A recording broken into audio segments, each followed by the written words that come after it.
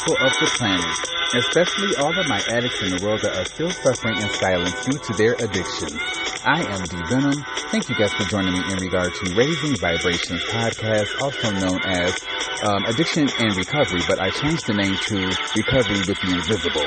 But anyway, primarily known as Raising Vibrations in regard to this particular platform. Anyway, any amount of your guys' positive energy shown on all of my platforms are always welcome. And if we can elude psychic vampires, negative energy, scallywags, relapse, and all of that negative bullshit in our 2026, we have done our own self some justice. Anyway, with that being said, let's get into Raising Vibrations starting right now.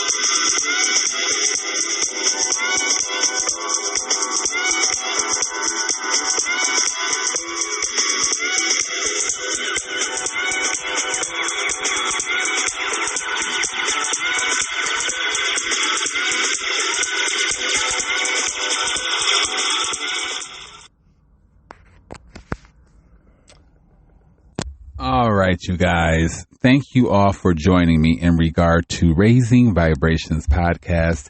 I am the host of this particular show, and my name, or I go by D Venom.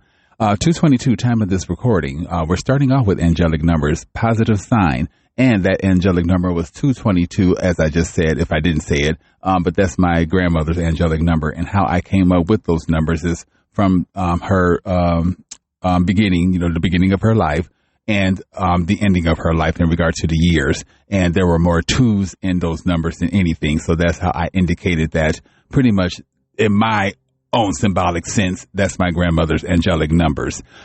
Anyway, to the day of 2:55 time of this recording. And I'm not looking for these numbers, you guys. I'm at a park and I'm looking straight forward. And when I look down, I just happened to see 255. Anyway, damn. And the time here in Arizona right now is 2:22. Oh my God. We are starting off phenomenal. Oh my goodness. It's been a while since I've created an episode for you guys, and 3:22 time of this recording. Damn. If this isn't a positive, or if these aren't positive signs. And before I go on with anything else, I was at 3:33 time of this damn recording. Anyway, I was at a park, not this specific park, but the park where I used to sleep at in my car. But anyway, I was reading a book, sitting at a picnic bench, and I wasn't, really paying attention to my surroundings or the peripheral aspect. 3:55 time of this recording. And when I did take a break from the book to look up and check my surroundings, I noticed all of these birds at arm's reach of me. And there were flocks of these like small little birds. And then there were pigeons like in the midst. And I was just so blown by it. I, took my phone and I started to record footage. And birds and feathers and things of that nature are very symbolic in the form of blessings. And the angels are, near, and guidance and things of that nature. It's a positive sign. And to see all of those birds surrounding me and that close, I mean, they weren't scared at all. I didn't suddenly move, but I did move, to do certain things, but I did it in a slow motion to not scare the birds. But, regardless of anything, they didn't flinch or nothing. 4:55 time of this recording, they did not flinch or anything of that nature. And, I was just amazed by it all. And I looked up the spiritual meaning in regard to a flock of birds. This video pertained to a flock of birds being in your backyard, but I associated that video with my experience. And it was a damn good meaning in regard to a flock of birds pretty much surrounding you. And 5:22 time of this recording, and not being afraid. And one reason why these birds done that is because they can feel my elevation in regard of 5:33 time of this recording. Damn, they can feel my, and that's not damn in a bad way. They can feel my energy, increasing on a spiritual level because I have been changing tremendously, spiritually, and animals and nature, and the invisible in general, they can feel this. And, the fact that, 5:55 time in this recording, the fact that these birds can sense, feel, and see what I cannot see in regard to my elevation. I'm just thankful to be where I'm at, considering where I was when I took those first couple of bumps of methamphetamine in Las Vegas, Nevada. And this is another reason why I am recording this content, because I want this 6:22 time of this recording. The spirit realm wanted me to do this. And that's why I'm sitting in this park right now, recording this content as encouragement, as aspiration, and as inspiration for those addicts out there that need it the most. And those are those addicts that I don't want to say still are deciding, but we all have decisions and choices in this world. And a lot of addicts are choosing to remain in that battle. 6:55 time of this recording. I could have done the same thing, but I wanted different for my life. I can't speak for every addict out there, but I wanted different for my life. And because I fought very hard to gain that difference, doors have been opening for me, and I really haven't had to do anything. Don't get me wrong. I did have to put a tinge of effort into those blessings that came to me via the invisible. 7:22 time of this recording. I promise you guys, I am not looking for these numbers. I'm looking forward, at people in the park. But anyway, 7:33 time of this recording. But these doors are opening for me at a fast, rapid pace. And it's not up to me to keep up in regard to the blessings that the universe is giving me. Whatever they have promised me is mine. So I don't have to rush to do any of the 7:55 time of this recording. I don't have to do any damn thing because what's promised is promised. So baby, my abundance and my success and my legacy and all of that shit is built behind the scenes, courtesy of the invisible. And this addict, and I hate to keep calling myself an addict, but I thought about my life in retrospect, and I was brought up in regard to addiction. My family lineage comes from a long line of abuse, whether it's physical abuse, mental abuse, verbal abuse, 8:33 time of this recording, substance abuse, whatever. My family lineage has a long line of abuse in it. 8:44 time of this recording. And there's been a lot going on, you guys, since that last recording. And I also have hidden gems for you guys if they haven't expired, and other things that I want, and conversations that I had via the platform that I want to upload for you guys. But as bonuses, just put it that way, because I didn't, upload them in time. So I'm going to, when I do upload them, they're going to be bonus episodes, considering those conversations that I had with those individuals were meaningful conversations compared to the meaningless conversations that I've had with individuals, in my past. But anyway, I have been succeeding, and Satan did not want that for me. 9:33 time of this recording, and he does not want that for all of us, but mainly individuals such as addicts and homeless people, and et cetera, et cetera. And 9:44 time of this recording. And he really thought that he was going to take from me in regard to identity, in regard to success, in regard to abundance, in regard to a lot of things. And 9:55 time of this recording. And I allowed him to do that.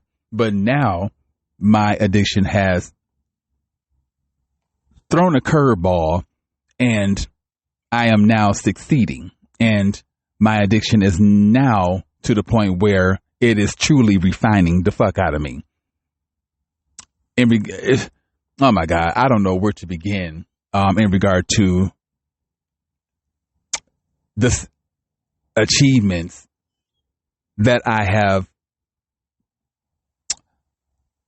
obtained, and a great majority of those achievements were accomplished while going through relapse phases. And as I told my other social media platforms, I'm not trying to glorify 10:44 time of this recording. I'm not trying to at all glorify relapse. That's not what I'm trying to do. Hold on one second. 10:55 time of this recording. That's not what I'm trying to do. But look at some of your great artists, for instance. You got singers, songwriters, actresses, and whatever else the case may be, chefs and whatever else. A lot of them have fell victim. 11:11. Damn, time of this recording. I promise y'all, I am not looking for these numbers. These numbers are popping up. And that is the angelic realm all day long, speaking volumes to my ass. But anyway, a lot of these celebrities have fell victim to, death due to addiction and relapse and some of everything else. But I hate to say it. 11:33 time of this recording. A lot of their best work probably came from when the motherfuckers was fucked up. And I'm not trying to glorify 11:44 time of this recording. I caught it right at the nick of time. Anyway, I'm not trying to glorify relapse, addiction, or any of that stuff.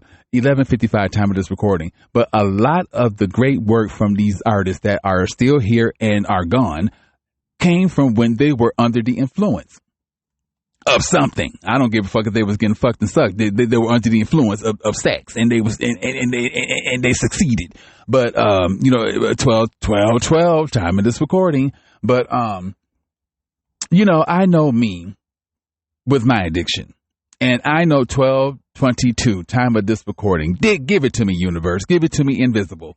I know me with my addiction, and when I'm going through the phase before the addiction, the party phase, y'all know, because I've told y'all I have no filter in regard to, my stories and my podcast. 12:44 time of this recording. I get ratchet. Well, I am ratchet. There's no get. I'm ratchet. Hide your daddy, hide your brother, hide your nephews and the football team and hide all dicks. Just put it that way. Hide them. 12:55 time of this recording. Because I'm going after it. I'm watching porn. I'm doing the most. And whatever the most means to some of y'all, is probably what the fuck I'm doing. Playing with balls underneath semi trucks, baby. I'm getting down with the get down. But 13:13 time of this recording. But I'm so glad that I haven't engaged in any of that. I am proud to say today I am 12 days clean from methamphetamine. Now, I fucked up a couple of times. And those couple of times were during the holidays. Now, I didn't have to hear it from a 12-step meeting in regard to the deaths and relapses that happened during holidays. I already knew this. But to sit in 12-step meetings and hear the speakers or whatever talk about the many deaths that, occurred during holidays is saddening.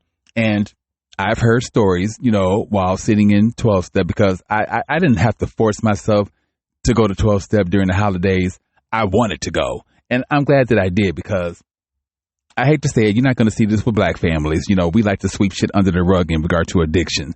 We rather promote addiction and stuff like that rather than come together as a family and break those generational curses. But, white folks, I would give it to y'all, I seen mother and daughter, father and daughter, father and son. I mean, I just seen a family generation breaking curses in those meetings together, holding hands, looking each other in the eye. Father is, saying that he's proud to be 30-something years clean, and daughter is saying that she's proud to be 15-something years clean. And that's good for parents to step up and admit that I am more than likely the problem to why my son and or daughter are addicts.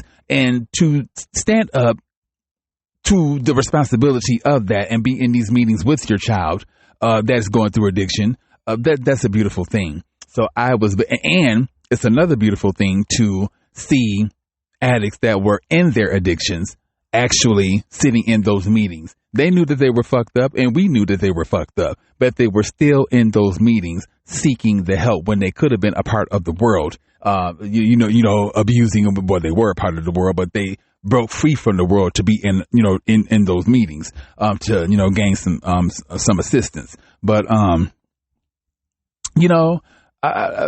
was just happy to see all of that during the holidays. But, there were points where I sat in meetings and, before the new year, 1544, before the new year, I think it was around New Year's Eve, there were announcements that, some people signed themselves out of their 1555 down universe. Dang. Some individuals signed themselves out of their sober living environments and ended up relapsing. And unfortunately, that was their last relapse, or that was their last drug use, because they ended up, getting some shit with fentanyl in it. And thank God my last relapse, 1616 time of this recording, thank God my last relapse did not end my life, because I could have got a bad batch of 1622 time of this recording. I could have got a bad batch of methamphetamine. Hold on one second. I could have got 1633 time of this recording. I could have gotten a batch of methamphetamine, and that could have, taken my last breath, 1644 time of this recording. So, I know those families and friends of these individuals. I mean, they were devastated, because the individuals that announced these deaths at these meetings, 1655 time of this recording, they were literally in tears, and they had good things to say about these individuals, but those individuals did not see the goodness in them, in their own selves. And, they ended up, not perishing, or, they just ended their own lives, due to the temptations of Satan. But aside from that, Thanksgiving, if I wouldn't have relapsed, I don't know if I told you guys this or not, but Thanksgiving, if I wouldn't have relapsed, I would have made a 30-day mark. 1733 time of this recording. These angelic numbers are coming so fast, I can barely get them out of my mouth. But Thanksgiving, I would have made 30 days. 1744 time of this recording, I would have made 30 days. Prior to that, there were several relapses, and I would have made those numbers had I not relapsed then. 1755 time of this recording. If I wouldn't have relapsed the day after Christmas, which I was holding on to it because allegedly that's the day Jesus was born, etc., etc. So I wanted to make this a gift to myself and a gift to Source, for taking that, for that day after his allegedly birth, being sober. That's symbolic to me. Anyway, I ended up merging off the straight and narrow, and I fucked up. So I had to start those numbers all over again. So had I not fucked up on Thanksgiving, I would have made 30 days. Had I not fucked up after the day after Christmas, I would have made 30 days. And I ended up fucking up 1844 time of this recording. Somewhere, I don't know if it was around the new year or what.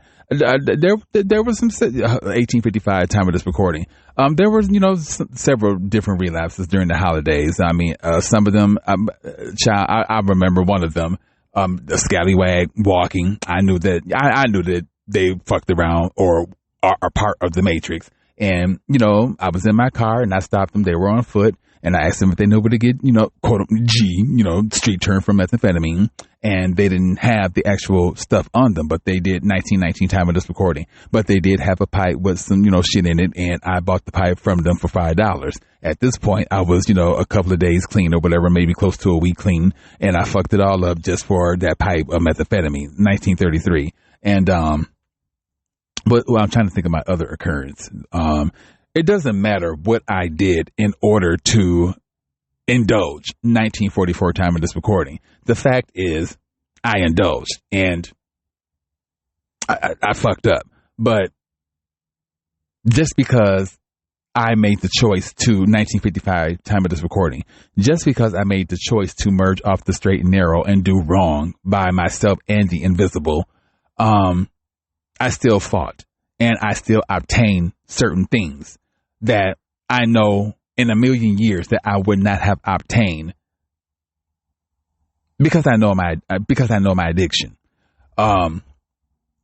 And I'll get into that here momentarily in regard to what I obtained. I just want to spend a little bit more time with you guys in regard to, some of the tragedies before my my wins or my achievements or whatever the case may be. But I don't want to give too much away. But I'm just blessed to be where I am currently at in regard to life. During that last relapse, during those relapses, I had several different spiritual awakenings or psychic awakenings, according to the big book. And that last relapse and that last spiritual awakening that I had, I believe it was in the park that I was sleeping at in my car. It revealed to me who I am and what my purpose is here on earth. And to know who you are and what your purpose is here on earth, and to know who you were before you even signed the contract with Source to come back to this world to, make better, and to snatch your identity back from man who has conditioned us from the very motherfucking beginning. All of this was revealed via my addiction.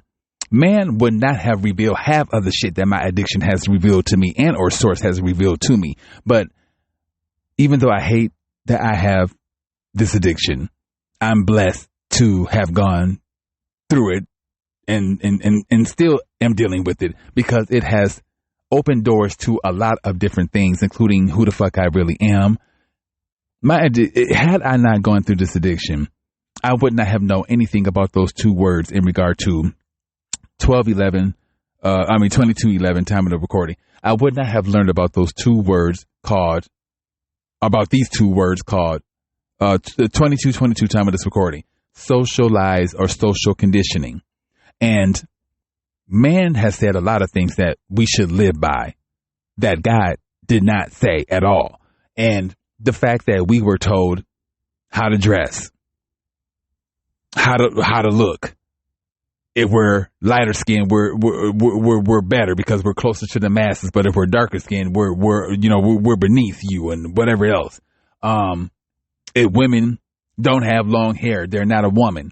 If they wear short hair or if they have their hair cut, that's not feminine. If they don't have lashes from here to the coast of motherfucking Mexico, if men don't eat over 30,000 motherfucking calories, that's not being a man. If they put on motherfucking lotion, that's effeminate. That's a gay thing. Boys should wear blue and girls should wear pink. Who the fuck said all of these things? Nobody but man. And people are so conditioned to that bullshit, including my family. Like my mom, for instance. I love my mom to death, and I'm not trying to put her on blast. And even though our relationship is a little rocky, and that's due to, I hate to say it, but that's due to her. I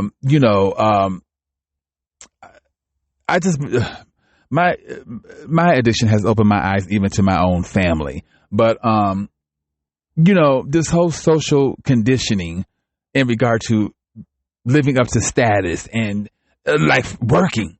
Who said that we need to work 40 something hours and whatever else the case may be and be in these factories all motherfucking day long, breaking back in order to sustain a living? That is this American dream that man wants us to have. And a lot of people are literally breaking their backs to obtain this American dream, which is nothing but a motherfucking dream. It's nothing but fantasy. It's nothing but shit that man wants us to live up to. It has nothing to do with what Source wants for us. And my mom is at a particular age where, she can retire, but she's so conditioned to the point where she feels like if she were to retire at this particular age, she won't have anything to do. She will be bored, blah, blah, blah, blah, blah, blah. So she needs to continue to be in those factories, literally breaking herself down. I do inventory when I go out here in America, and I look at the vast array of people that I encounter and or the non. And there are so many Americans that are limping due to feet issues, regardless if it's congenital or work related. There are so many Americans with back problems, regardless if it's congenital or work related. A great majority of the times is work related. There are a lot of individuals that just have all of these ailments. And a lot of the times it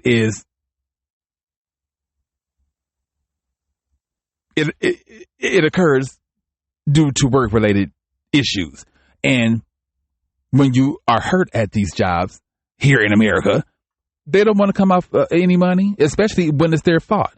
They don't want to come off any motherfucking money, but you have slaved in order to 2555. You have slaved in order to make this company what it is. You know what I'm saying? But now that I'm hurt at your company, I can't even get half of the help from you motherfuckers. It's a bunch of bullshit. I was working at a place. I don't want to say, the name of the place, but I was a dishwasher for this place. And, I'm not tripping. I washed dishes before, et cetera, no big deal. But as a dishwasher, there are things that the dishwasher may do that is not dishwashing related that will take them from their primary position. But they still get back to their primary position in order to, accomplish what they need to accomplish before the end of the night or end of the day. I had so much other shit that I needed to accomplish while taking care of dishes, separating, utensils, et cetera, running food to the guests that were a part of this nursing home. It was just way too much. And for $16 an hour, and me knowing my worth, I knew that I was worth more than that, considering the amount of work that they tried to pile up on me. But this is what America wants us to do. They want us to be in these factories, slaving, modern day slaving, for this little amount of money when they know shit is jack high in regard to prices and all. 27 time of this recording. This is all of the shit that man did not want me to see, know, hear, feel, whatever else. But my addiction has refined me to the point where, my addiction didn't have anything to do with it. Source instilled me with discernment. But because I merged off the straight and narrow and teamed up with Satan, I lost that discernment and I started, being worldly and whatever else. Now that I have snatched myself back from the world and I have obtained that discernment and, I'm being elevated by the invisible on a high pace level. So Satan doesn't like that. He knows that I am an asset to the spirit realm in regard to the heavens. He knows that I am an asset in regard to the ashes of the volcano, just put it that way. And, he want me twisting that pipe, regardless if it's the meth pipe, the crack pipe, or whatever.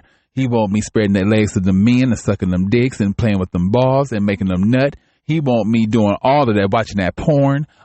He want masturbating. He want all of that to happen.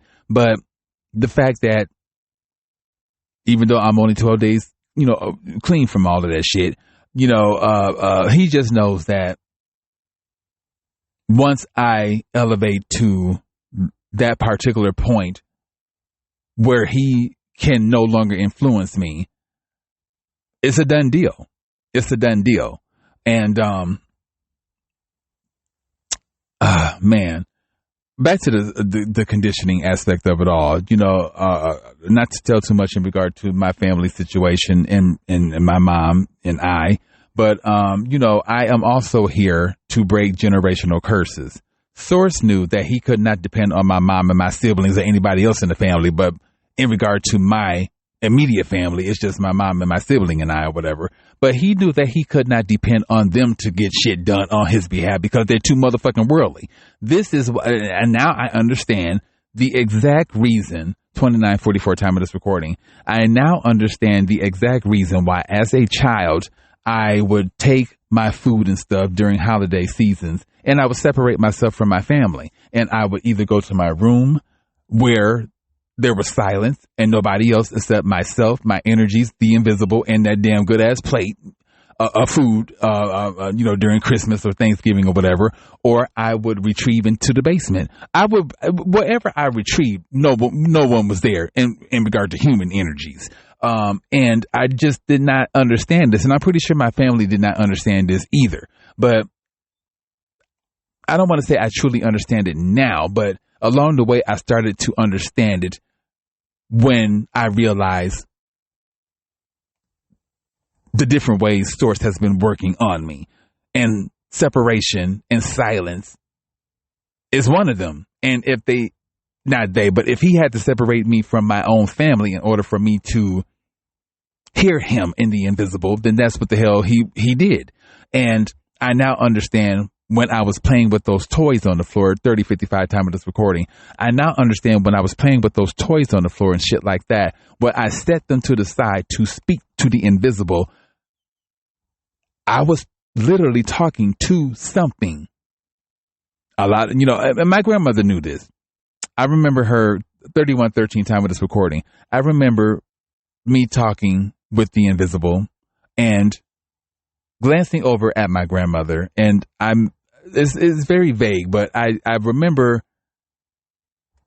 something of this occurrence happening, and I glanced over at her, and it was side-eyeing me hardcore. It wasn't a evil side eye, but it was a side eye with a half cricket smile that could have been sinister, but it's my grandmother. I know her energy. It was not sinister.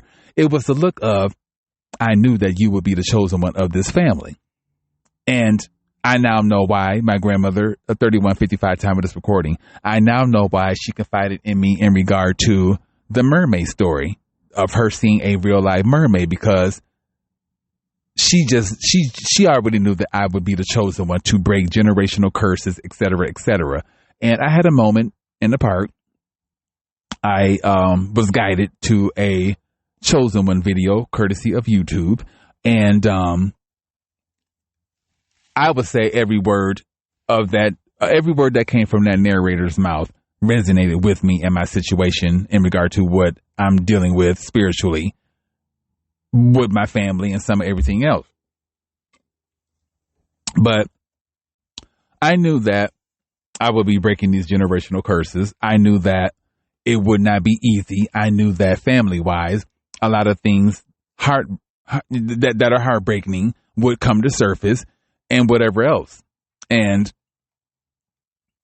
I prepared myself, for it. And what I knew what Source wanted from me in regard to certain doors opening and me having to walk through those doors, regardless if it's taking me out of the U.S. and placing me somewhere else, is what I have to obey and do.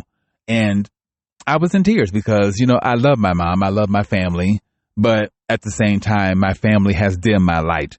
My family has taken from me in regard to my light. I've been dealing with a lot of extra baggage that has not been mine. It's been my family's, but I've been carrying it.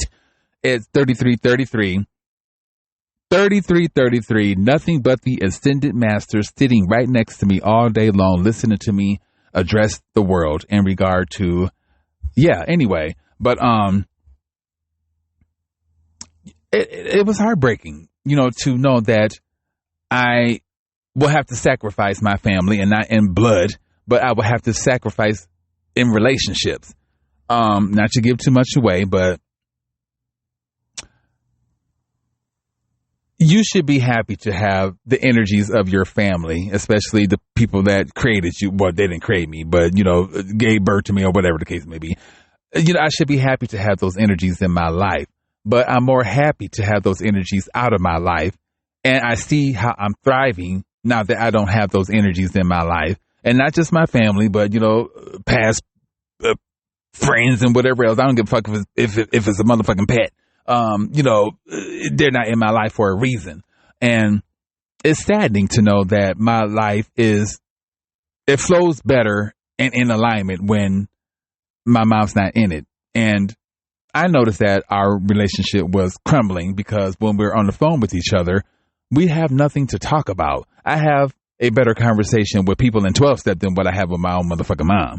And it's sad, I see her having better relationships with the handful of friends that I have versus her own child. And I was dismissed for the last time. And I have been wanting the attention from my mom since a child, since my earliest recollect. I fought for that attention. I cried for that attention. I've done everything. I even got my ass beat for that attention, and verbally abused, some of everything. And when I was dismissed, when I was going through something, I don't give a fuck if it had to do with relapse or not. When I was dismissed for family gossip, that was it for me. And I haven't talked to my mom since. I don't plan on it. She needs space to figure her out. I know who I am. I'm a humanitarian, and Source wants me to live a life of humanitarianism. I'm not here to save every motherfucking body, but I am here to save those individuals that are crying for the help. My mom is crying for help. She's hurting. You know, her mom's not here anymore. She's pretty much, you know, I don't want to say fucked up the relationship with her youngest child, but you don't realize that you spread your legs and gave birth to something tremendous, something phenomenal. I am marked. I have 2 M's on my palms, 2 letter M's. And I have the crescent moon on my thumbnails. And I have the crescent moon on my palms when I, form my palms together. And those, anyway, Source don't want me to explain myself, and I'm tired of doing that. But anyway, I am chosen. I'm marked. That's what these M's means. That's what these letter M means on my palms. I'm marked personally by God himself. And the fact that they are so worldly and they don't see, I'm weird. You know what I'm saying? I'm weird. I feel too much. I'm too dramatic. I'm all of these things. But what the fuck do church teach people? They teach some of everything else in regard to allegedly God and whatever, but what do they teach in regard to chosen ones? As long as I've been going to church, I have not heard anything about chosen ones, the letter M on the palm, the crescent moon. I had to be guided to all of this type of stuff via my addiction. Man did not guide me to any of this stuff, but the invisible did. So this is why I really don't have too much faith in man like that, and all faith in the invisible. There was times during my relapse phases where, I know when I fuck around with Satan and that damn drug, I am shortly thereafter going to pull in negative energies. Satan is going to let me have fun. He going to let me to puff that shit. He going to allow me to pick up some good dick. He going to allow me to watch porn. He going to allow me to masturbate them. He going to allow me to suck. He going to allow me to do all that shit. And then shortly thereafter, I'm going to start pulling in nothing but negative energies. Whatever I start thinking in regard to being followed and whatever else, that's what's going to happen. There were points where I picked up some good dick. Thought I was going to find somewhere to park and get it in, do the most. And every corner I turned to try to play with some dick and balls, there was a car on my motherfucking neck with they brights on. And I couldn't understand it for the world of me. Why are these cars on my ass like this? But the energy that I was putting out, the universe was responding, and what I didn't want, she was giving to me. And I literally was getting pissed at these cars being up on my motherfucking ass the way that they were. And it's like the bright lights as if they were trying to see what was. I don't know. I just know that it was. I just didn't like it. Anyway.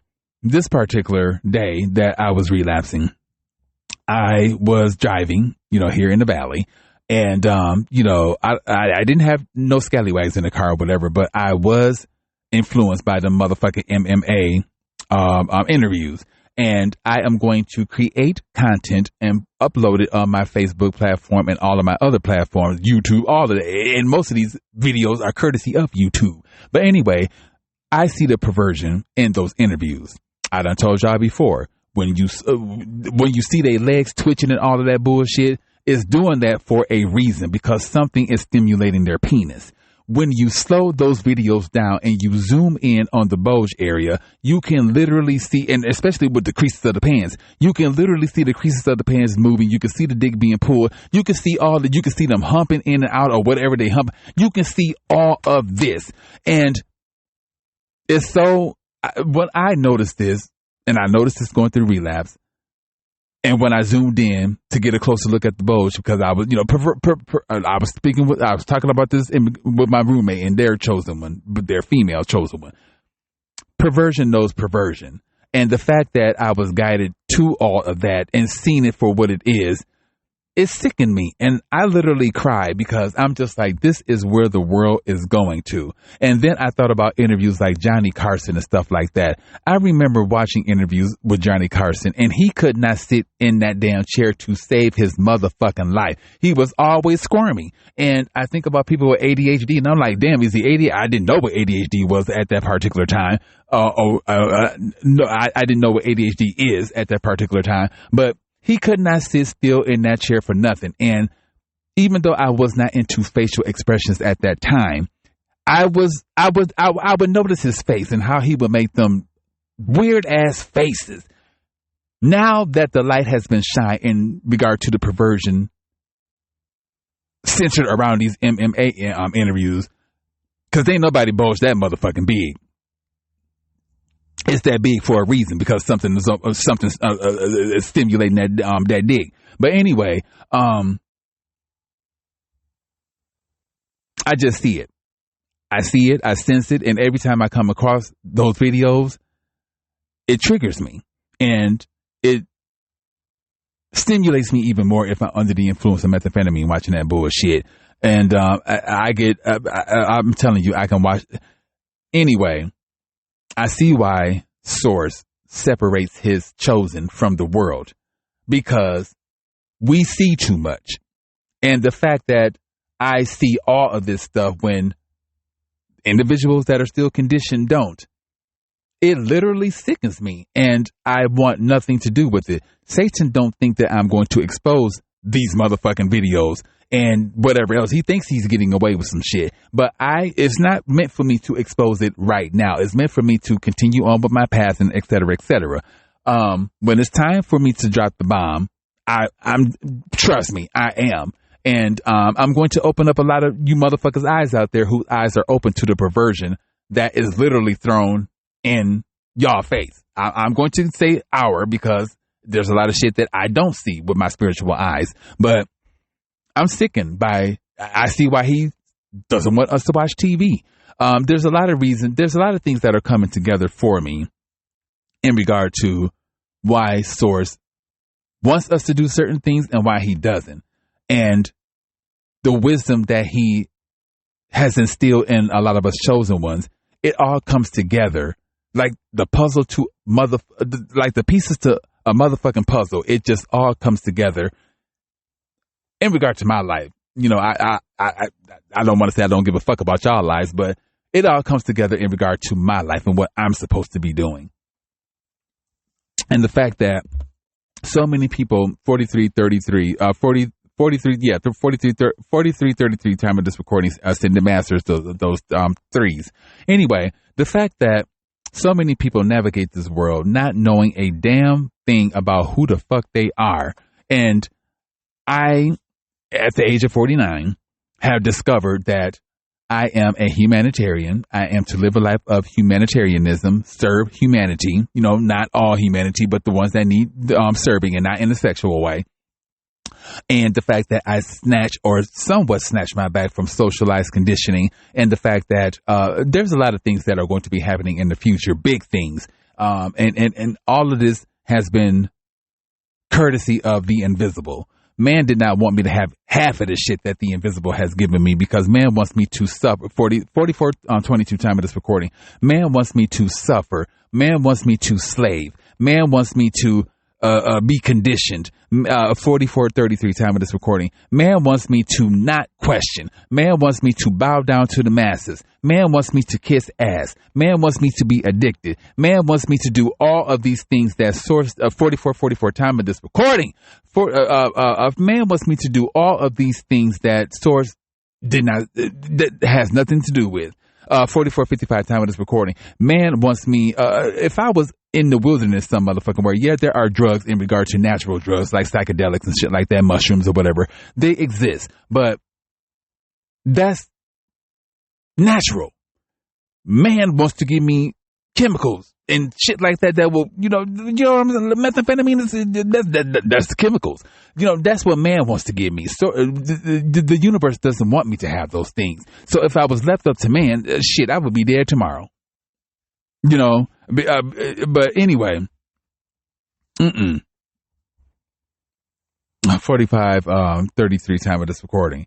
I just see too much.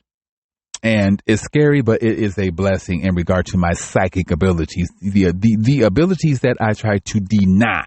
45:45 time of this recording. I will never deny my psychic abilities or my gifts or the fact that I come from magic.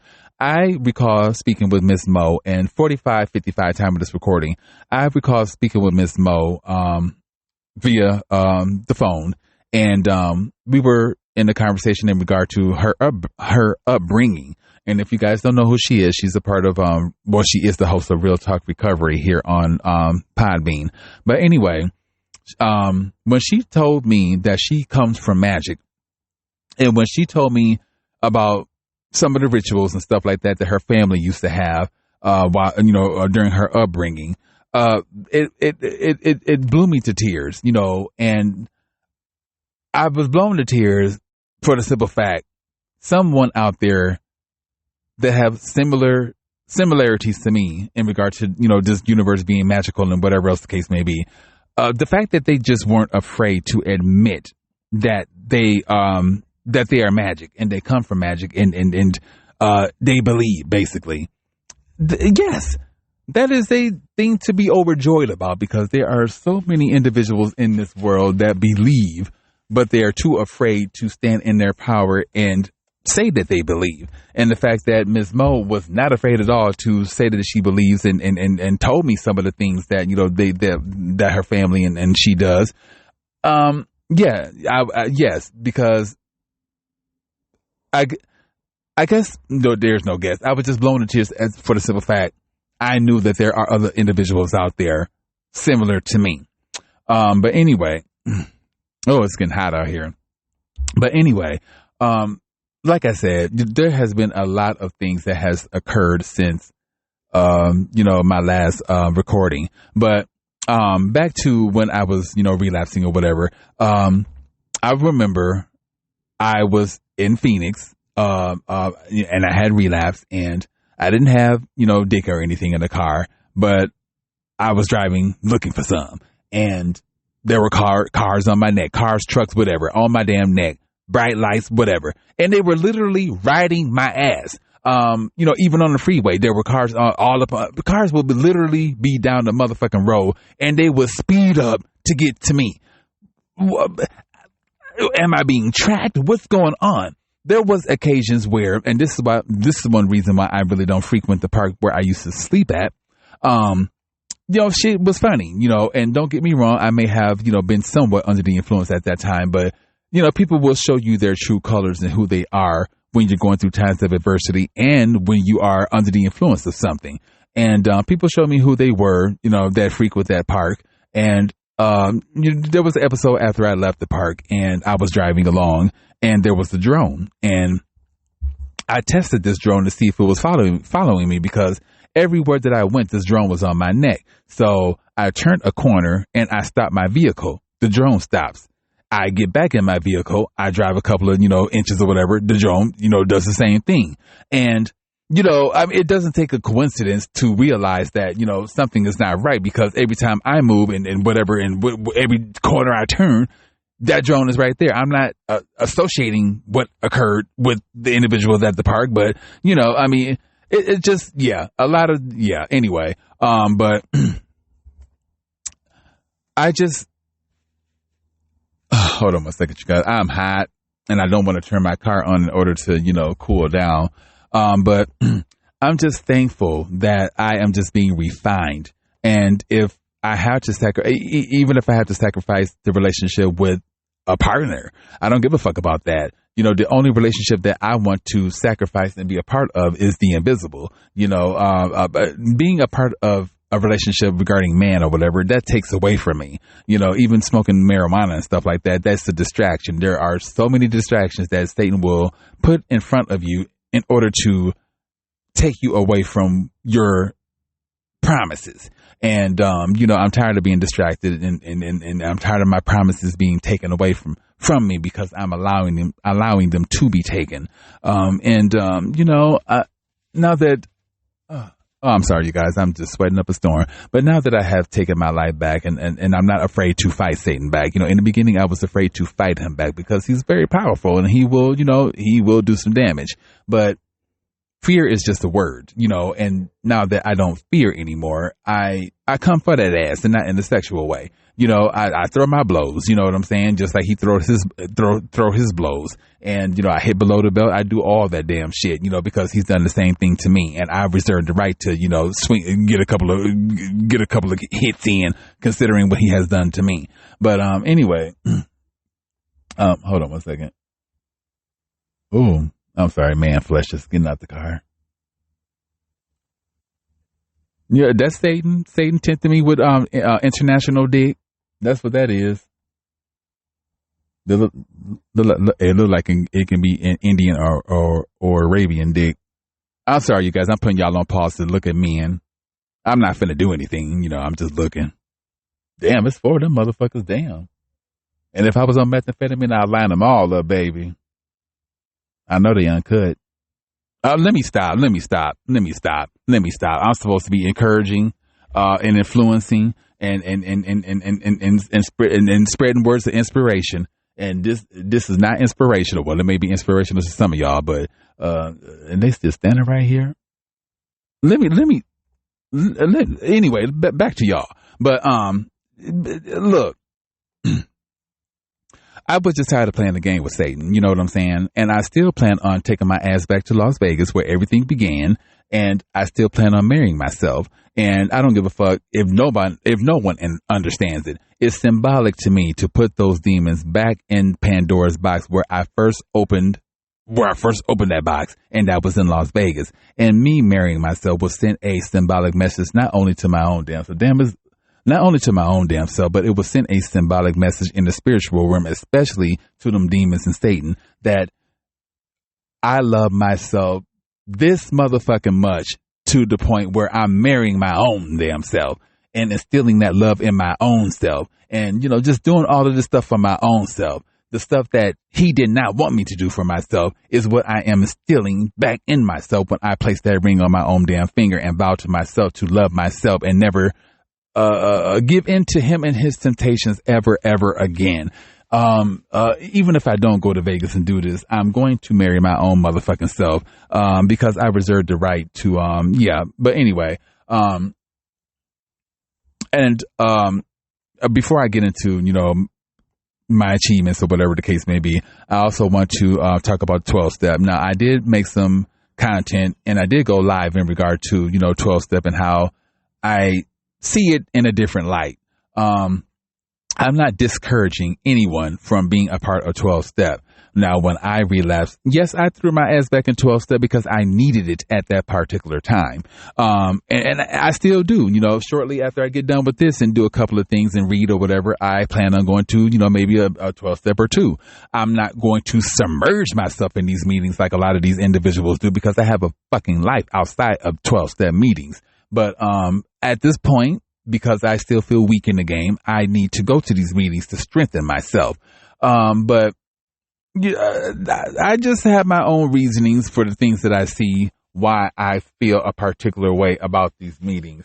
I guess the biggest thing that I am discouraged about is the fact that a lot of people give the credit to man versus giving the credit to source and the invisible for guiding them to the motherfucking meetings in order to get that extended help that they needed. Versus the help that the invisible gave to their asses. It's almost like, and I know that I said this before, but I know you guys that are listening to this, a handful of you all have seen the Grammys, Oscars, and whatever else. It's almost like them individuals getting up, getting that award, and naming every motherfucking body in regard to man first. And then, and last but not least, I want to thank God. And in most cases, 54 time of the recording, in most cases, considering we're talking about demonic Hollywood and demonic celebrities, the one guy that I appraise, whatever the case may be, of the Jesus Christ or whatever else, source or whatever, that's not who they're worshiping. So, you know what I'm saying? We just never know. But 55:15 time of this recording. But, oh no, that's where I was at. Anyway, one of the occasions when I relapsed. Anyway, there were cars on my ass and whatever else case. And this started in, Phoenix. I was so damn high that particular night. I just know that I was chasing vehicles because I was sick and tired of motherfuckers modern day bullying me on the road. Now, Arizona has a huge issue, or Arizona driver has a huge issue with road rage. And, you know, I come from the Midwest, you know, I mean, yeah, we may speed or whatever the case may be, but, you know, in most cases, we obey the speed limit. And, you know, I've already fucked my car up under the influence of methamphetamine and trying to get dick or whatever. So I'm not trying to further fuck my car up because individuals want to drive extra fast to get to nowhere. And, anyway, I was just tired of being pushed and shoved on the road and people having their brights all up in my car and whatever else. So I started to return the favor. And when I tell y'all I got crazy, I became crazy. I was not myself, and I could have got shot. I could have got anything chasing these cars down. But I reversed the situation, and I was on their neck when I tell you I was following motherfuckers and went 5644. And when I tell you that people did not like that and they were speeding to get away from my ass and cutting corners or whatever, I loved it because how do you think I feel 5656, 5656? How do y'all think I feel when I'm minding my own business, even though I may not be even though I may be doing wrong in regard to, you know, smoking methamphetamine and trying to get dick or whatever, the getting dick part is not too bad, but, you know, the smoking methamphetamine and whatever, yes.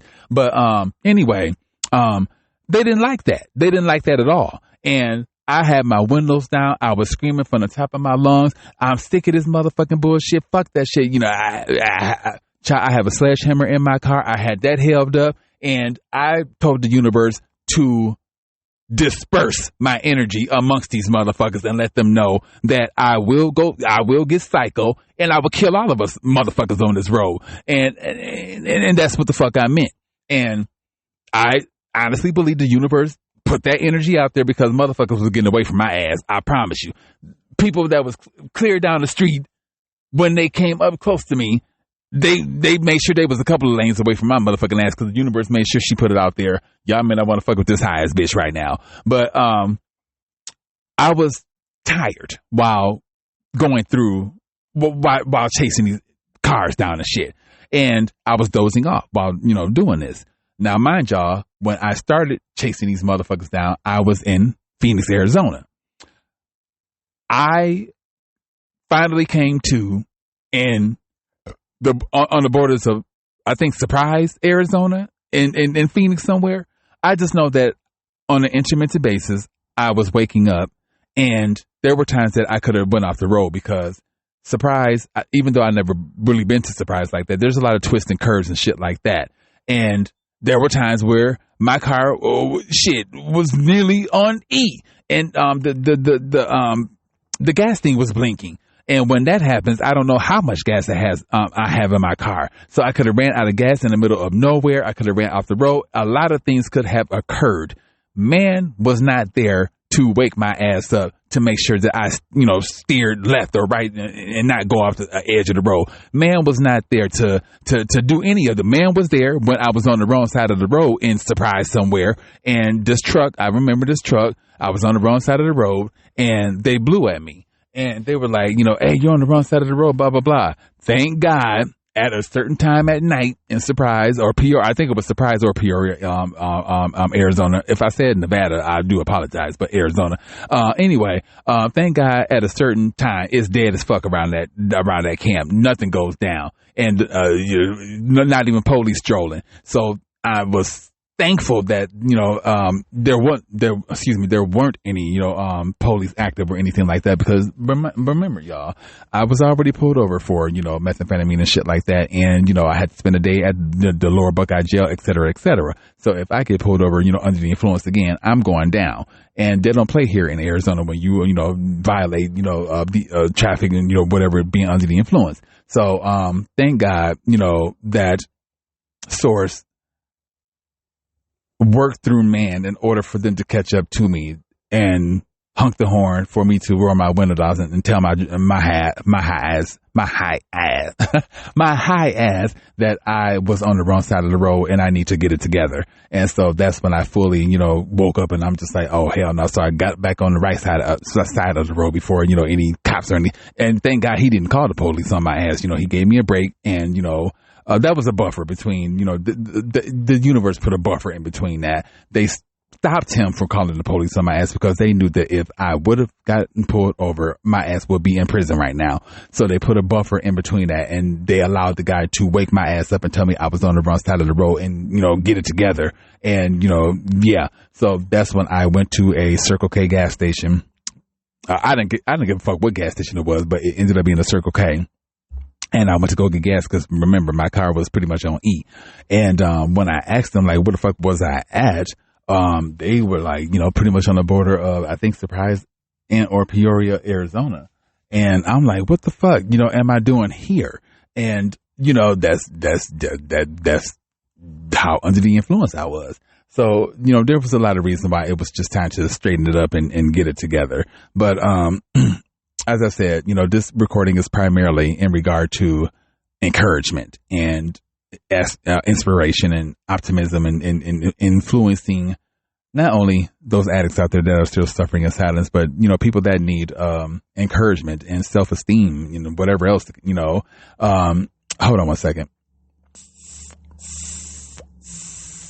Y'all already know what time it is. Yes, I'm supposed to sustain from all my altering substances, but, I am following someone on Facebook, and I think it's called Cali Sober, and I like their modern day approach to sobriety because a lot of people, even though they're addicts, they still rely on natural medications like, marijuana and stuff like that. Hemp and whatever else. And they don't want to rely on conventional medications, like myself included. A lot of that natural medication bullshit. Here in America, we rely on pills and shit like that in order to cure one thing, but bring upon another ailment. The hospitals are addiction starters. I have talked to plenty of addicts, when I thought I was getting dick or whatever, but we ended up having a conversation. They would tell me that they got injured at work. They were hospitalized. They were put on morphine or whatever else them drug addict starters put you on, and that's how the addiction started. This is what America does, but in Eastern philosophies, this is a whole different story. But we can talk about that at a different point in time. But America, yeah, full of bullshit. But anyway, hold on a second. Somebody next to me, child. I'm entertaining y'all, and I'm entertaining the peripheral aspect of the cars that are pulling up, enjoying nature just like I am. But anyway, hold on one second.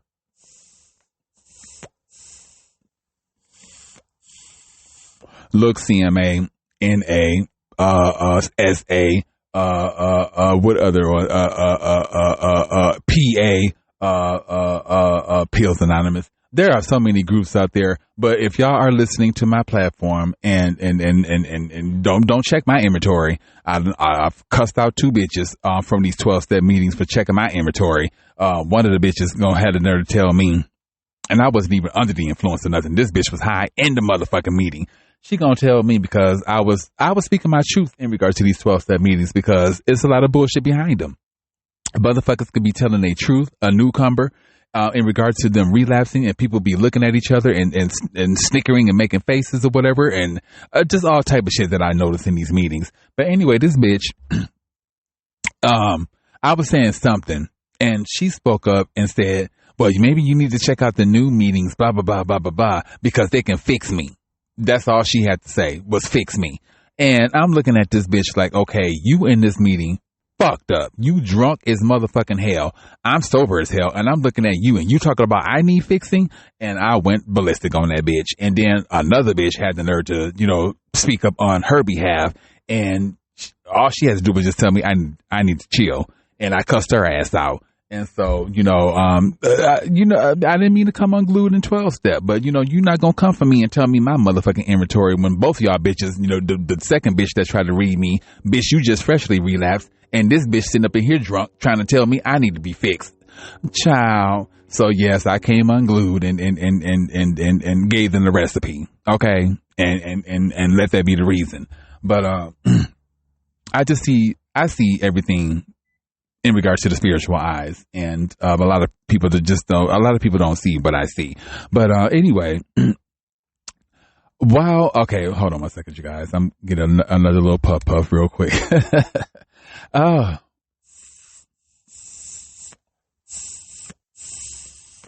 But anyway, I'm a part of these Facebook groups, et cetera, et cetera. Some of these groups can be verified. Some of the motherfucking groups can't. But I'm involved with a lot of the addiction groups, and I've been noticing a lot of people, including myself, posting, that they freshly relapsed and they're a day in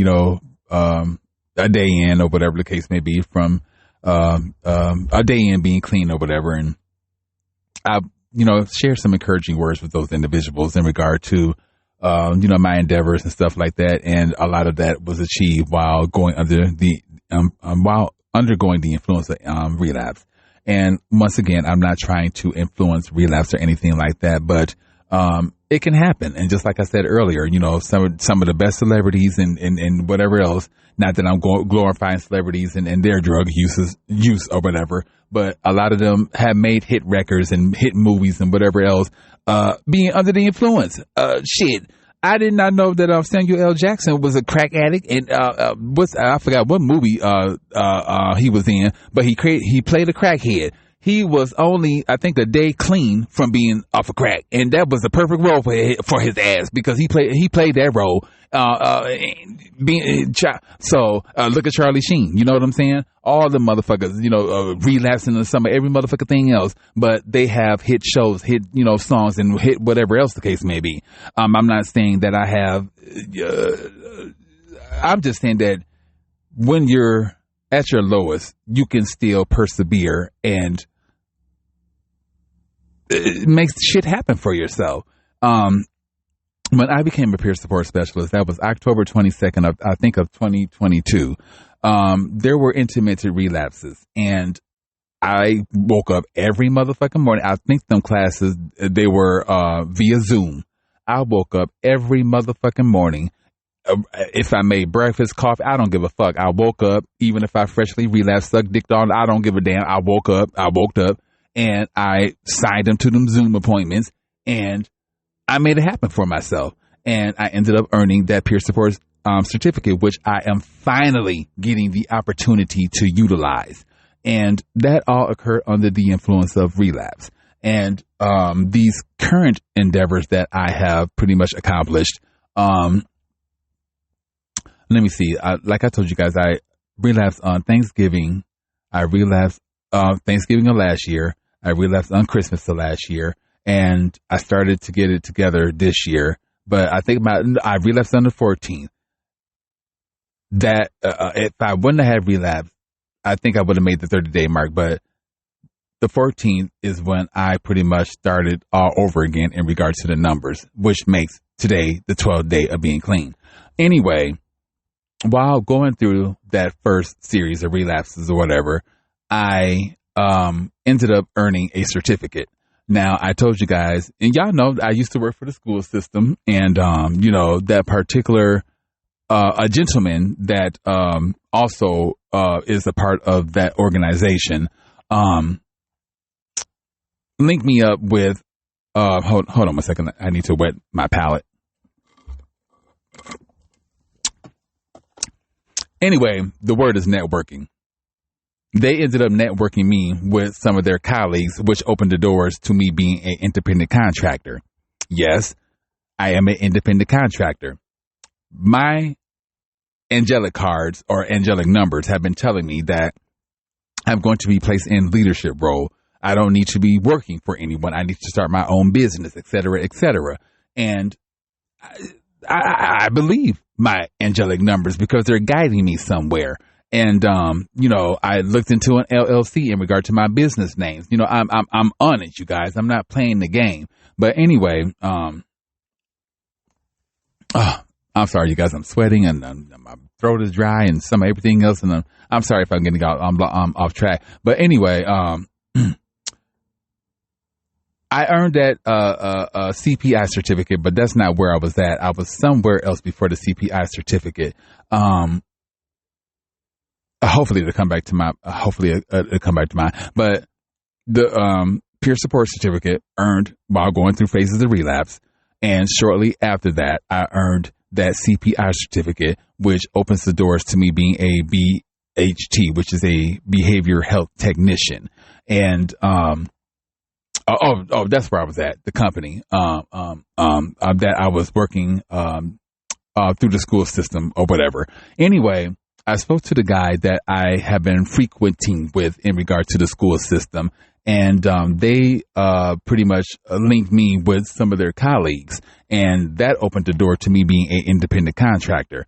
Anyway, I had to pay $75 for this CPI certificate. Not to tell too much business, but I'm getting reimbursed my money, just put it that way, when other people didn't. So the company obviously likes my energies for them to reimburse my money back because I wasn't going to pay that money for that damn certificate. But then when they explained to me, once I have that certificate under my belt, considering I was already in the field of being a working professional roles, working with autistic children and stuff. Like I was basically in the field of behavioral health in any motherfucking way. I just wasn't certified in it.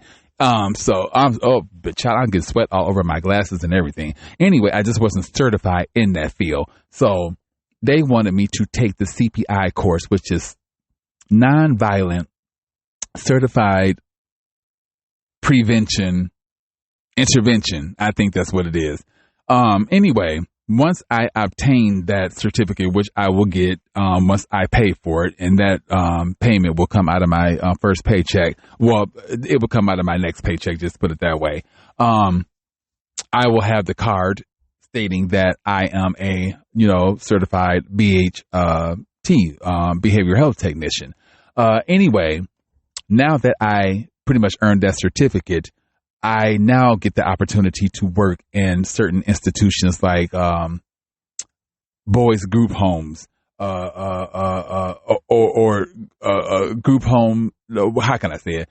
Facilities that hold troubled youth regarding boys and girls, but I'm pretty much primarily on the boys side, and I get a chance to work in boys group homes. The individuals that graduate from the facility into the group home.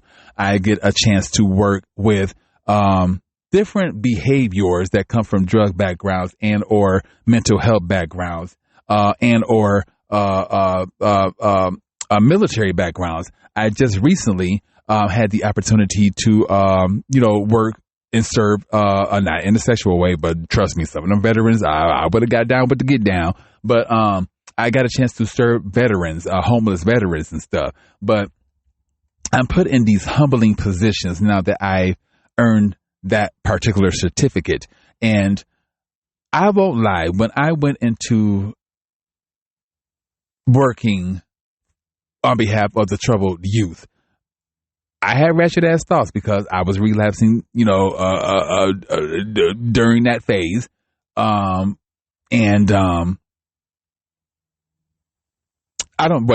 wasn't relapsing. I made the decision to relapse because I was having them perverted, wretched ass thoughts. And, I went to work, on a couple of occasions, and I was using innuendo. Yeah, I was being ratchet, but then I started thinking about my own behavior, being a behavioral health technician, my own damn self.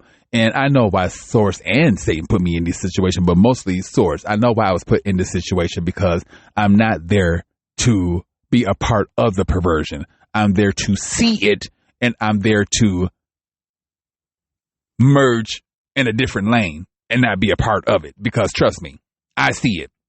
I know that staff are fucking these boys because I'm not putting too much out there, but the trouble when I do work for that facility are males that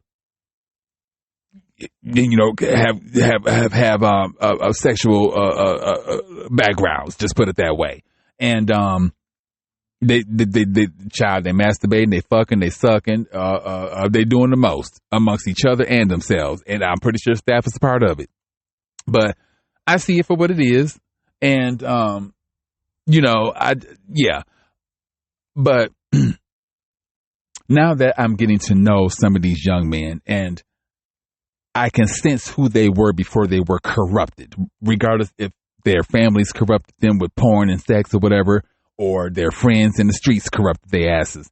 They were innocent before they were corrupted. A lot of them are rappers, they write bars and shit like that. A lot of them cook. A lot of them are artists. A lot of them have promise, but they just been tempted at a precious young age. And I look at the situation, and I know these are different scenarios, but I think about a doctor, primarily a male, that delivers babies.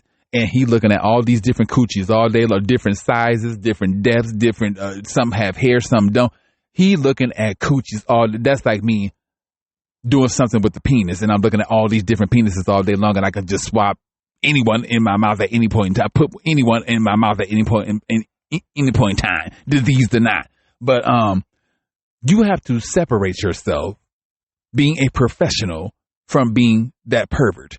And that doctor, if he went into that profession with no perverted tendencies, then he's definitely there to spread the legs of that woman and deliver that damn baby and make sure that baby is healthy and whatever else and alive and whatever else, and not thinking about the coochie. But someone with perverted thoughts, like how I did when I first, started working for them young perverted, troubled youth males. Had I went into it with perverted thoughts, perverted things would happen, and I would have to, like, for instance, if a lot of these staff, they walk in on these boys, at night or whatever the case may be, and they could be in there fucking sucking, trying to pop a nut. And there's a lot of women that work on that side, and I don't understand that. These are young males that are horny. They're in there for sex, related incidents, and they could be walking around on hard. They could be doing something, anything, and these women are shit. They could possibly be trying to get coochie from the female staff. But my eyes spiritually see that it goes down with staff and the men, regardless if it's men or women. I'm not going to put too much out there, but I've heard stories where some of the young men were pleasuring themselves in front of, men, staff, and finishing. And I know damn good well the men staff went home and masturbated about that and some of every motherfucking thing else.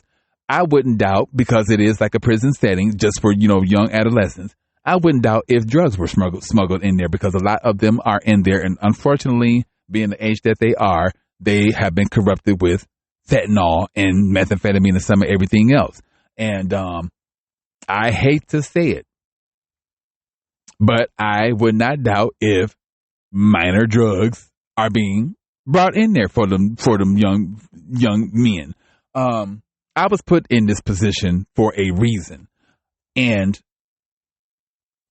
it's for my own alertness in regard to my own behavior, but it's also to see the behavior of other people that call themselves professionals. Anyway, that's another blessing that I achieve while, pretty much going under the influence of methamphetamine or relapse or whatever. Then shortly after I achieved that particular certificate, I was a couple of days clean because remember, I was going through slight relapse when I obtained the CPI certificate. Shortly thereafter, on the 22nd of this month, I entered into a course which was taught by authentic Indians from, tribes here in the Valley. And it pretty much was is a suicide prevention or suicide alertness course. And I'm so glad that I entered into that course, which is free. And there's a continual course because the course that I took was pretty much the basics in regard to spotting suicide, signs, the signs of suicide and stuff like that. The extended course is, which, it costs money, but if I go through the organization where I got the certificate from, it's the Indian something, corporation here in Arizona. I would use it as a hidden gem for you guys, if y'all want to, enter into, that field, the field of helping people, prevent them from committing suicide. Anyway, how I obtained this information is because it was in my spirit to wake up that particular morning and call that 988 National Suicide Hotline number. And I don't give a fuck who answered the phone, but it was a woman. She was black, just put it that way. I could tell by her voice. And we were in a conversation, and I told them right off the bat, I'm not calling because I feel like I'm suicidal. I'm calling because I want to do your job. And, after me expressing that, they pretty much went on to give me a whole bunch of vital information, which opened the doors to me going to that free course held by the Indian Center or something to that particular nature. Anyway, I did not realize that Indians are the highest ranking in regard to suicides. And I see why. Considering the Indians found this motherfucking land or whatever, and Christopher Columbus allegedly, they gave him the credit, which, he brought over diseases. That's what he brought. But aside from that, the Indians found this motherfucker. The Indians have a great relationship with the world because they found the motherfucking land. Anyway, considering the land that the government did give them is way the fuck out. If they need help or something like that, it will take the ambulance nearly a day to get to their asses. Their addresses are not even normal addresses because they're so far out. I used to work for a Desert Diamond Casino here in the Valley, and I was a part of a tribe because I used to work for them, which is, on Indian land. Anyway, I've seen some of the houses and stuff like that are on Indian property, and they're worse than the projects. Okay, ran the fuck down, just pitiful. And considering, well, the Indians were tricked, but considering the Indians pretty much found this shit, they should have better, just like these veterans, which I will get into here momentarily. They should have more. And the fact that when the speaker, that was teaching, when one of the speakers that, expressed this, that was teaching the class expressed this, I was shocked. I thought it was more Caucasian than anything, but, a lot of Indians are alcoholics and drug addicts and stuff because they're depressed. I thought that my people, went through it, but, Indians and stuff, they go through it. And, I see why a lot of them are depressed and stuff because they're ostracized in so many different ways. They're put far out and whatever, and they barely have shit, and it's fucked up. But anyway, the 22nd, shortly after obtaining that CPI certificate and shortly after coming down, out of relapse, I took my ass to that course, which started at 9:00 in the motherfucking morning here in Arizona time. And I rode off of Indian School in Central. And what is the name of that damn place? The Indian. Damn, I can't think of it. But y'all know I'm ADHD. But anyway, I made it there. The Indians set it out. They had breakfast. And then after the motherfucking class, they had motherfucking lunch. So anyway, I learned a lot. And I'm going to continue that particular course. Like I said, if it's held through other organizations, it will cost you about $100 and some. But if you go through that center, which like I said, I would use it as a hidden gem, it's free, through the Indians. And why wouldn't I go through that course and better educate myself in regard to being a suicide preventionalist and or alert person? Because this can open the door for other job opportunities. So once again, me turning my back on the invisible and relapsing and partnering up with Satan, they did not have to give me these blessings and open these doors for me, but they did anyway. And I ran with that shit. And so now I am not only a peer support specialist, I also have a certificate in business and computers or whatever. I earned that years ago as an adolescent in Rockford, Illinois. I also have a certificate being a certified nonviolent crisis preventionalist or whatever, BHT. And I am now a suicide alert person or whatever. And, like I said, a lot of those certificates were obtained while under the influence of methamphetamine. Now, the other certificate that I am going to be working on is centered around being a Zen / meditation / self-care practitioner. Once I obtain that particular certificate, which is nothing but a bunch of meditation and stuff like that, I will be able to open up my own practice pretty much. And that certificate is open internationally and nationally. And considering where Source is taking my life, anyway, I'm glad that it is known internationally. The suicide alertness certificate will last me about 3 years. So I have ample time to find jobs related to that particular field. So this is why I'm creating this particular episode as encouragement, because I could be in these 12-step meetings and online or whatever, posting and being depressed and wallowing in my own shit or whatever. I'm turning that shit into, anyway, I refuse to do that. And I went for mines and I obtained it. And, I made sure I took my ass to that damn Dollar Tree. I did not want anything to happen to that damn certificate. And I bought me a nice little cheap frame. If I decide to upgrade the frame, that's not the point. The point is I protected it with the cheap ass dollar frame until otherwise. And, I made content to put on my Facebook. I don't give a damn. I celebrated my achievement because I reserved the right and I deserved it. And I wanted to express how I feel in regard to being an addict that has achieved even while going through relapse. And if I can do it, so can you, and, I'm on my way. Even though, Satan is testing me even more because he knows that, I'm pretty much at the end of the tunnel and I'm about to, my hand is going to touch that light and I'm going to get burnt. Well, I'm not going to get burnt by anything because I'm already light.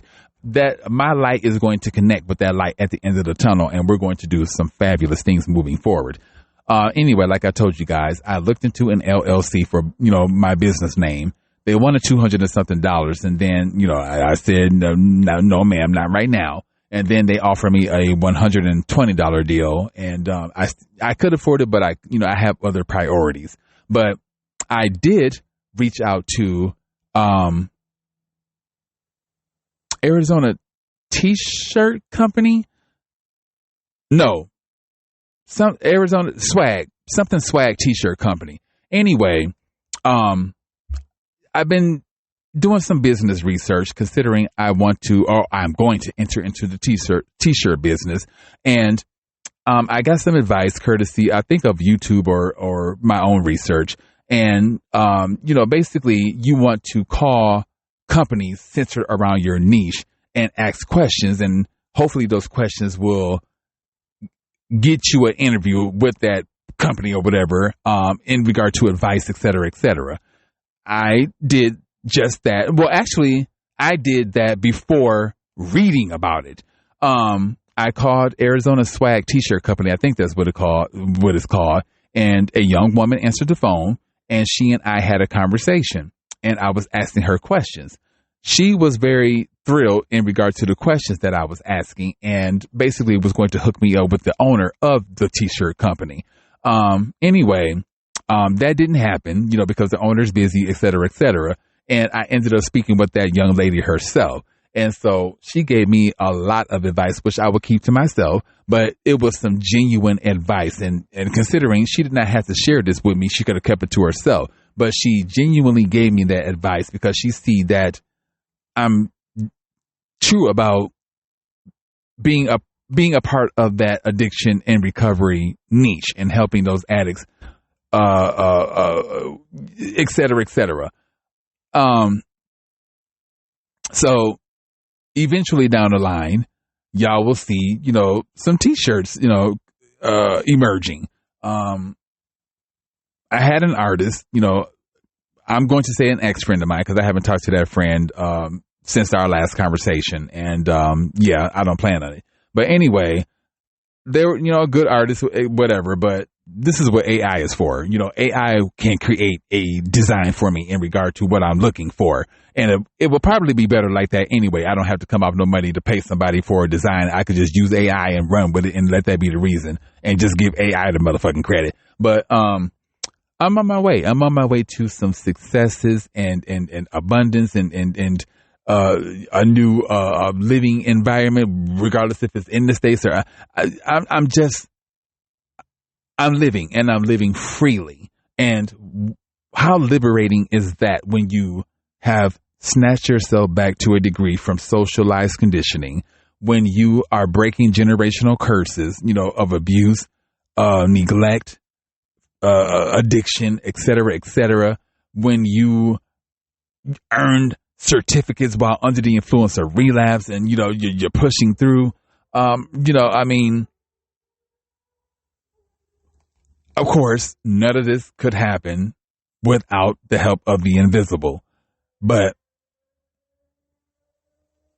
man, and this is one reason why I changed my profile name on my Facebook platform to Recovery with the Invisible. It was that on TikTok until I deleted my TikTok platform for playing too many motherfucking games behind the scenes. And that's another thing that I've done for myself. I'm freeing myself from a lot of distractions. Social media is a huge distraction. Even here on Podbean is a huge distraction. So I am limiting how much of my life I give to these, platforms. I'm not here chasing no motherfucking clout. You know what I'm saying? I don't need your likes. I don't need your comments. I don't need any of that shit to make me whole. I don't need the validation from the world to make me whole or make me feel complete or to tell me who the fuck I am. I discovered that via, through my addiction and through that last spiritual awakening, who I am, as a spirit walking, spirit wrapped in matter, living this earthly experience. But I'm free. I'm free from addiction. Y'all may not know every motherfucking thing behind my addiction or whatever, but I'm free from it. I'm free to tell my story without any guilt, shame, or any of that shit. I'm free. I'm free to, live in my sexuality in regard to being a queen. I'm just a queen. Y'all hear how I say queen, but I'm free. I'm free to just be me and live an authentic life that source wants me to have, not man, that source wants me to have. And a part of that living that source wants me to have is being free, regardless if that's work, lifestyle, free, bitch, free. That's how he wants me to be. He doesn't want me to be conditioned or any of that shit. He also wants me to let it be known. Let me rephrase. He also wants me to encourage other individuals, especially my family, that, oh, I'm sorry. He wants me to let it be known, especially in regard to my family, that you don't have to be limited because my grandmother was limited, because her mother was limited, because et cetera, et cetera. They gave those limitations. They passed on those limitations to, their children, et cetera, et cetera. And they want me to continue carrying that burden. And I don't want to. I don't want to be limited. I don't want to be told how to live my motherfucking life by man. I don't want to be in no factories until I'm 70, 80 years old and told that I can retire at that age. Who the fuck said that that I need to retire near death?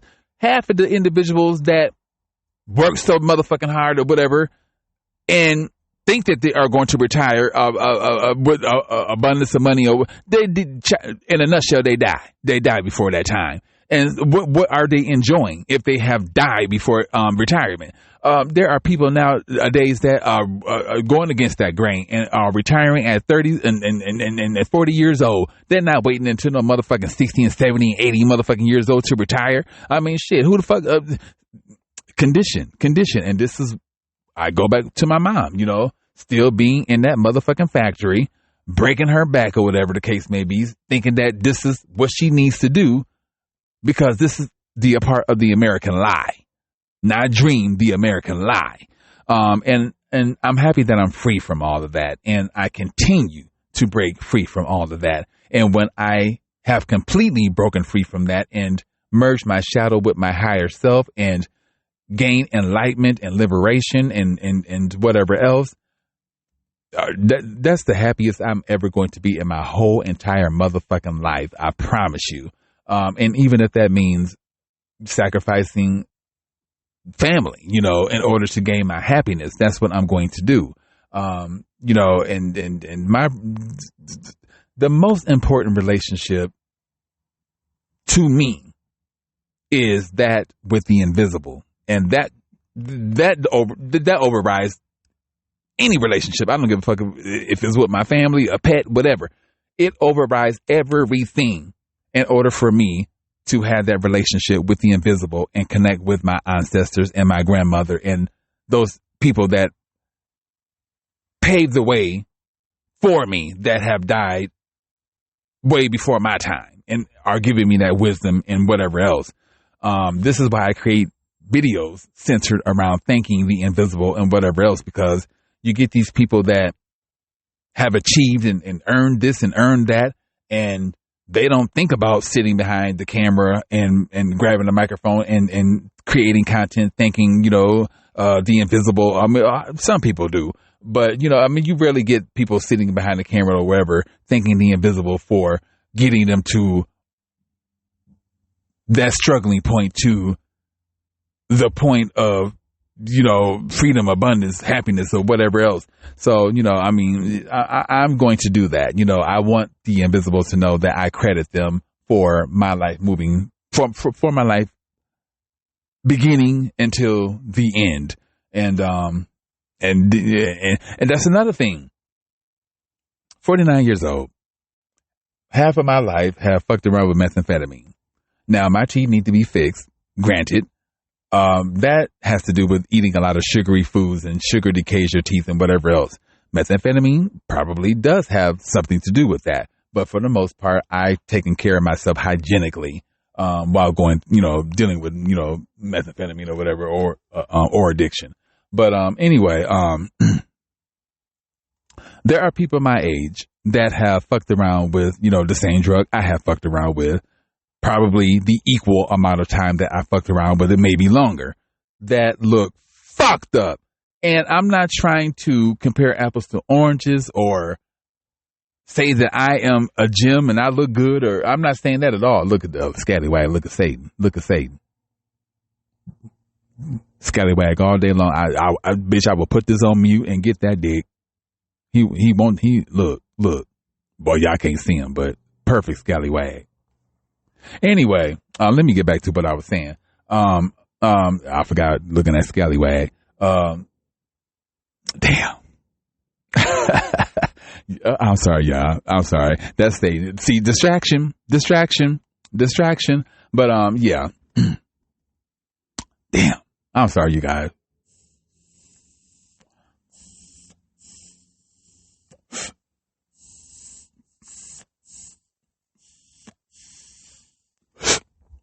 Okay. My bad. But yeah, whatever I was saying, anyway, yeah, I was on somebody's track and got distracted by looking at that skag. But, damn, what was I at? Damn. Anyway, I'm definitely happy to be creating this episode and, not to brag about anything, but just to share those accomplishments with the world and with those addicts out there and to look back on this particular achievement. No, what was I saying? Social media, recording for the universe. I was somewhere around there. But like food offerings, for instance, I give food offerings to the universe. I haven't done this recently, but there were times where I would make breakfast or something like that for myself and I would sit and pray. And before I take any bite, I would ask the universe, whatever resonates with them that I put in my mouth, they get energy from. And then the energy that they get from what I've given to them, they give to whatever homeless person or whatever in the world that needs it the most. This is how my mind operates. I don't know about anybody else's mind, but this is how my mind operates. And, my family spiritual lineage, from the Mesoamerican and Andean part, what little research I did do, they worship nature, spirits, and things like that, which is right up my alley. Oh my God, there's so much that we can talk about. But reading this book about gods and goddesses and stuff like that, I'm learning a little bit more about how, it's centered around pagan. My birthday is a pagan holiday or whatever, And now that I learned the truth about my birthday, which is Halloween, I see why, unbeknownst to me, I don't celebrate it anymore. But, there are good gods and goddesses, and then there are evil gods and goddesses. And from my understanding, there's more evil goddesses and gods than there are good. So either way, I was going to incorporate. Never mind. But I'm just learning a lot because I'm picking up books and going on the internet, even though not everything on the internet can be verified as, authentic. But I'm educating my own self. And that's one thing that Satan took away from me in regard to education and wanting to instill my mind with beliefs and goodness. Of course, when I was on methamphetamine or whatever, I was worried about, I could tell you about dick. I can tell you about that. I can tell you about that head. I can tell you about this. I could tell you when it's about the nut. I can tell you about that, but I couldn't. Yeah, that's all I was concerned about. But now that I'm picking up books and stuff and feeding my mind goodness, I feel good. I feel like that nerd that I used to be back in my grade school days, winning science projects and, being good at English and et cetera, et cetera. That's where I was at. Preserve. I'm 49. I have done methamphetamine. Leah died in 2001. I moved to Vegas shortly after Baby Girl died. My favorite artist of all times. I don't give a fuck about no TLC, nothing like that. TLC was my favorite group, but Aaliyah surpasses all of them. Anyway, I moved to Vegas shortly after Aaliyah passed away, and that's when I was introduced to methamphetamine. And like I said, my relationship with methamphetamine has been more on than it has been off. And, I inhaled some clouds, you know what I'm saying? In the beginning, the shit was pure, allegedly. Now it's, fucked around, mixed with fentanyl or whatever else the case may be. So I blown it. I smoked it when it was allegedly clean, and I smoked the shit when it was dirty as fuck and could have died, considering if I would have got a bad batch. But you would think that I would be fucked up. I'm sorry to say fucked up like that, but you would think that I would be fucked up. Teeth, like I said, my teeth, the bottom portion of my teeth, are fine, but the top portion, I have the gap congenital. and whatever else the case may be. And my teeth need to be clean. But aside from that, I'm a perfect bill of health. Aside from my toe giving me issues. It could be gout. I don't know. I just know that shit be burning, at times, and I be limping and whatever else. But I'm a perfect bill of health, to be my age. What else? I'm working. My own independent contractor. What else? I'm free from a lot of different shit. I'm just words can express. For me to be out of motherfucking words, yeah. For me to be speechless about something, that has to be. How can I say it? I don't know. I just don't know. I just know that shit, man. You know how you just be so elevated and just so happy and giddy and just, I guess, optimistic about life. It could be worse. I could be boo-hooing and crying about shit and smoking meth and doing the most, but I'm not. I'm in alignment, and what more could I want aside from being in alignment with the universe to the point where I can just sit back and allow the universe to put everything in front of my feet, and I could pick and choose what the fuck I want. Bitch, I haven't updated my resume, and I have jobs on my resume that go back to 1988 some motherfucking time. I haven't updated shit. I done worked for the casino. I have done all this shit, and I have not put any of that on my resume. For me, and I have people in my life that have job coaches and all this shit, and they still can't get no job. For me to be able to obtain employment and become my own independent contractor, get these certificates under my belt, et cetera, that is a huge motherfucking blessing. And it's a huge blessing. And, once again, I have nobody to thank aside from the invisible. Man has a tinge to do with that, but the invisible gets all the credit. There's a couple of other things that I can talk to you guys about, but I don't want to continue on. Excuse me. I don't want to continue on. You know what I'm saying? I can just save, some of that stuff for a different episode. But, I just really want y'all to take these words and, not all the words, but, take a great majority of those words that are positive and, utilize them, surpass what the fuck I'm saying, shit, get more certificates, shit, be more days clean, bitch, be a whole motherfucking month clean from my 12 days, surpass what I'm saying, but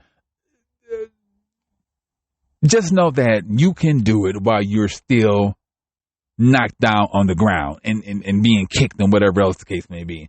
Satan has knocked me down on the ground. I don't know how many occasions, kicked me, stomped me, and whatever else, fuck me. And child, that's another story. You can get it in with spirits, trust me. But anyway, he done some of everything to me on the spiritual level. But I bounced back and I showed him that even with the protection of Source and the invisible, you will not do this to me. You will not do this to me. And I will beat the odds. Period. I will beat the odds. And with that being said, you guys, I want to thank all of my listeners, downloaders, followers, etc. I am at 6,000 and something hearts. Hopefully we jump up to 7,000 before February. I said the goal was February, that we should surpass like 7,000 hearts. I believe that we're going to do that before February. I want to thank, I just want to thank everybody that has had my back on Podbean and all of my platforms from the beginning until now. And, with that being said, to my addicts out there that are suffering and or denying, you guys got this. Just have more faith in yourself than what other people have in you. You have to have that faith and that strength within your own self. We can only do so much for you, but you have to reach deep down inside wherever you need to reach down inside and get that strength from and utilize it. You know what I'm saying? Anyway, happy sober living to all of my people out there. Until my next episode. Namaste.